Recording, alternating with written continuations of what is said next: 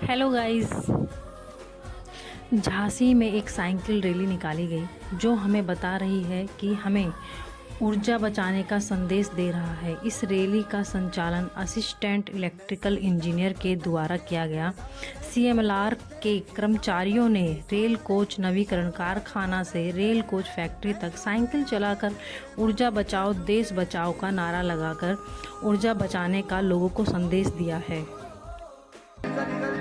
ठान लिया हमने सूरज सा जलना है, सपनों